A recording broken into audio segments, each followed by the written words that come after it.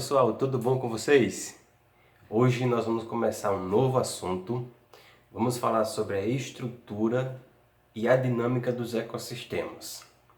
Mas antes de começarmos, é a hora de você dar aquele like e se inscrever no canal, beleza? Então pessoal, a área da biologia responsável por estudar esse tema, os ecossistemas, é a ecologia.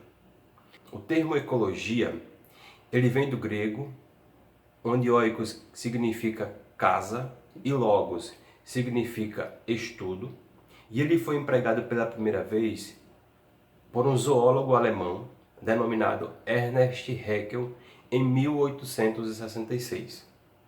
A ecologia organizou o mundo vivo em níveis, e esses níveis vão desde o nível menor até o nível maior.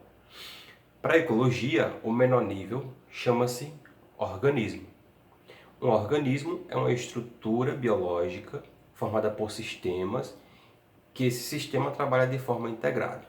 Quando esse organismo está em uma determinada área, junto de outros organismos da mesma espécie, nós vamos chamar de população. Quando em uma determinada área juntam-se organismos de espécies variadas, nós vamos chamar de comunidade. Quando essas espécies diferentes, que formam a comunidade, interagem com os fatores ambientais, nós vamos chamar esse nível de ecossistema. E o último nível é a biosfera, que junta todos os ambientes habitáveis do planeta. Entrando agora no foco da aula de hoje, o termo ecossistema foi utilizado pela primeira vez pelo ecólogo inglês Arthur George Tansley. E ele usou para descrever a interação entre organismos que formam a comunidade biológica com os fatores ambientais, que nós chamamos de fatores abióticos, de forma que essa interação forme sistemas estáveis. Então, em poucas palavras, ecossistema é a interação entre dois fatores, os fatores bióticos com os fatores abióticos. Mas o que são então fatores bióticos e abióticos? O termo fator biótico é utilizado para descrever todos os seres vivos que habitam naquela localidade, ou seja, a comunidade biológica. Enquanto o termo fatores abióticos é utilizado para descrever os fatores físicos e químicos do ambiente, como por exemplo, a água, o pH, a luz, a temperatura, a salinidade. Então são fatores que estão no ambiente e são essenciais para a sobrevivência das espécies. Como eu já falei, os ecossistemas são ambientes que formam um sistema estável, ou seja, um sistema em que há um equilíbrio dinâmico entre o que entra e o que sai. Uma vez que esse equilíbrio seja alterado, aquele ambiente pode sofrer alterações imensas. Por exemplo, a extinção de uma espécie pode alterar toda a cadeia alimentar daquele local. Ou então a poluição da água daquele ambiente pode trazer toda uma complicação no âmbito da interação entre as espécies que ali existiam. Então, nesse ambiente, tem que haver um equilíbrio entre os elementos que o compõem. Tranquilo? Os princípios que definem um ecossistema são os mesmos em qualquer escala, desde um pequeno riacho até um grande rio. Então, toda a dinâmica ela tende a permanecer a mesma. Existem diversos tipos de ecossistemas, tá? Mas eles são organizados em dois grupos, os ecossistemas terrestres e os ecossistemas aquáticos. Nos ecossistemas terrestres, nós temos basicamente uma estruturação bem conhecida. Nos ecossistemas aquáticos, por sua vez, nós vamos observar uma organização um pouco diferenciada. De um lado nós temos o fitoplâncton, que são os organismos fotossintetizantes desse ambiente. Do outro lado nós temos os consumidores, que são organizados em plâncton. Os plânctons são aqueles organismos que não têm capacidade de natação, tá? Então eles são levados pela corrente. Os néctons, que são os animais nadadores, então eles têm essa capacidade de mobilidade e os bentos, que são organismos que ficam fixos no fundo do ambiente aquático. É importante ressaltar que o ambiente aquático tem uma homogeneidade muito característica em relação à sua temperatura e aos componentes químicos que existem naquele ambiente. Qualquer alteração, tanto na temperatura quanto na composição química, pode trazer uma alteração gigantesca para aquela localidade. A parte biótica dos ecossistemas está organizada em 3 categorias. A primeira são os produtores. Os produtores são organismos fotossintéticos, ou seja, conseguem produzir matéria orgânica a partir da luz e são representados no ambiente terrestre pelas plantas e no ambiente aquático pelas algas. O segundo grupo são os consumidores. Os consumidores, diferente dos produtores, não têm capacidade de produção de matéria orgânica. Pelo contrário, eles consomem essa matéria. Logo, os consumidores vão precisar se alimentar no ambiente. Dependendo da posição em que ele esteja em uma cadeia, nós podemos classificá-lo em consumidor primário, aquele que se alimenta diretamente de um produtor, como por exemplo, um gafanhoto que se alimenta de uma folha. Consumidor secundário, que é aquele que se alimenta de um consumidor primário, como por exemplo, um sapo que poderia se alimentar de um gafanhoto. Consumidor terciário e aí sucessivamente. Então depende da posição em que ele está em uma cadeia.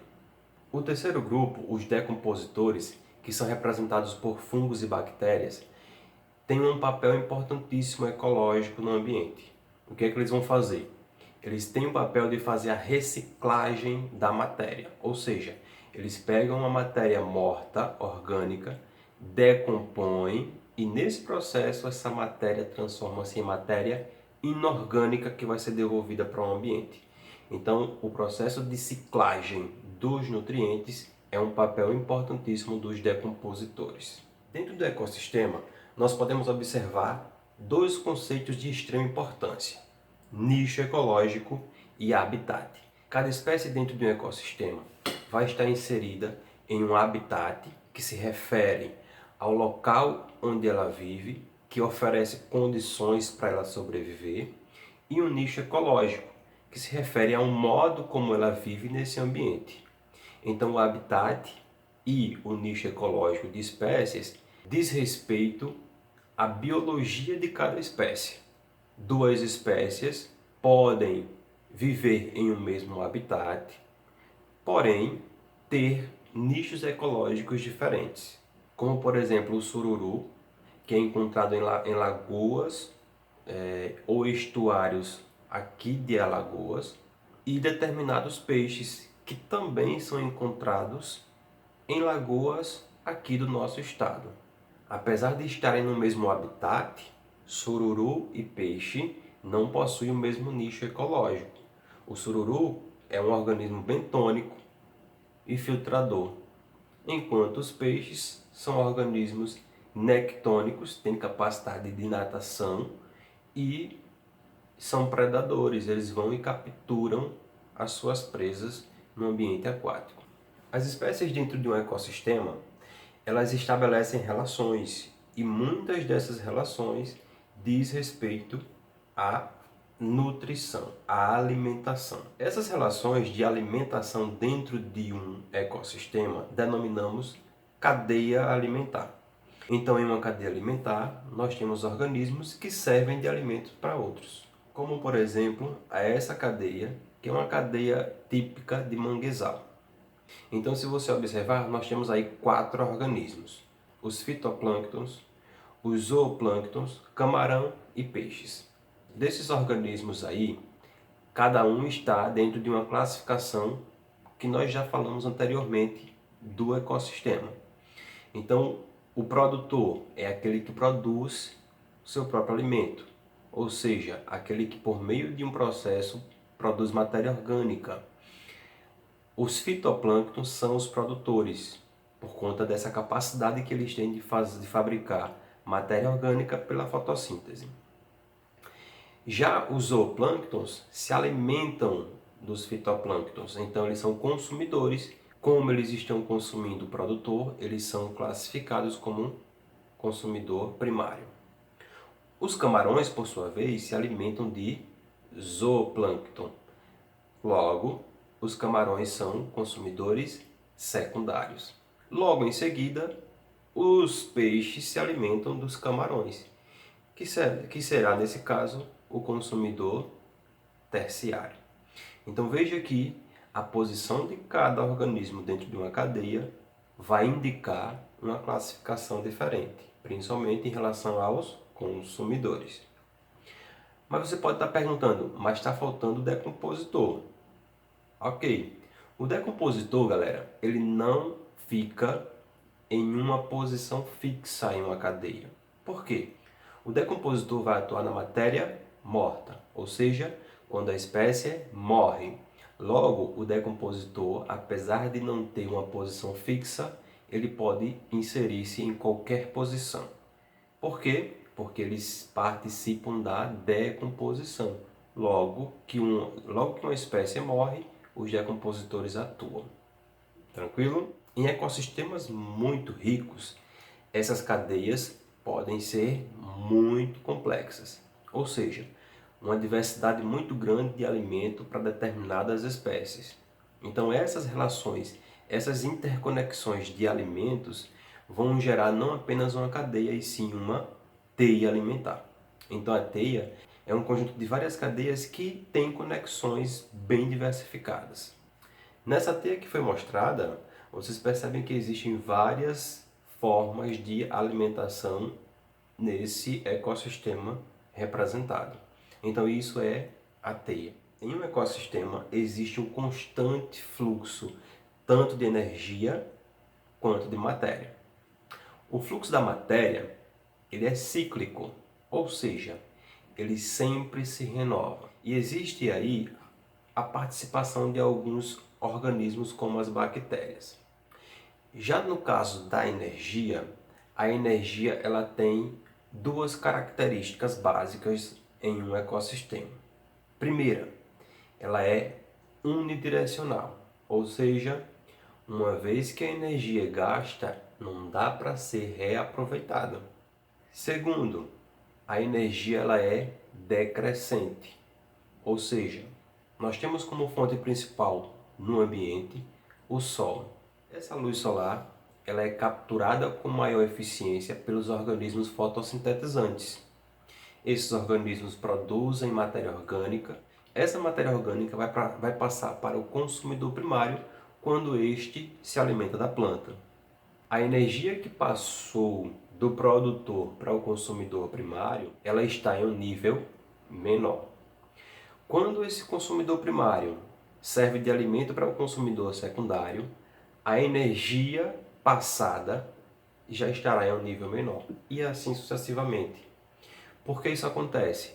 Porque lembre que a energia produzida ela é utilizada pelo metabolismo daquela própria espécie. Então, parte da energia que entrou no organismo é usada para o funcionamento metabólico.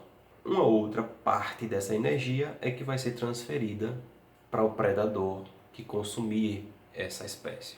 Os elementos representativos dos ecossistemas podem ser representados graficamente, que são as chamadas pirâmides ecológicas.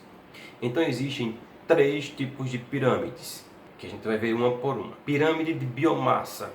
A pirâmide de biomassa refere-se à quantidade de matéria orgânica que circula naquele ecossistema. Na maioria dos ecossistemas terrestres, é comum que a barra que representa os produtores seja robusta. Por quê? Porque, em geral, nos ecossistemas terrestres, na maioria deles, nós temos muitos vegetais. A biomassa ela vai diminuindo ao longo dos consumidores. O consumidor primário já tem uma biomassa menor, o consumidor secundário já tem uma biomassa um pouco menor e aí sucessivamente. Mas não é uma regra unânime. Já no caso da biomassa do ambiente aquático, nós vamos perceber que essa lógica não funciona. Em geral, a biomassa dos produtores é reduzida em relação aos consumidores, que já têm uma biomassa maior, como os peixes, os crustáceos, os moluscos e aí sucessivamente. Então, a barra que representa a biomassa do produtor do ambiente aquático e a barra que representa a biomassa do produtor no ambiente terrestre, ela pode variar. Então, a pirâmide ecológica de biomassa é uma pirâmide que varia de ecossistema para ecossistema. A pirâmide de número é aquela que vai indicar a quantidade de espécies naquele ecossistema. Então essa é a que pode variar mesmo. Por quê? Porque a quantidade de espécies de ecossistema para ecossistema pode variar muito. Então a quantidade de produtor, de consumidor primário e secundário, isso pode ser muito variável. Depende muito do ambiente, ok? Então é uma pirâmide que pode ser variável dependendo desses locais que estejam sendo estudados.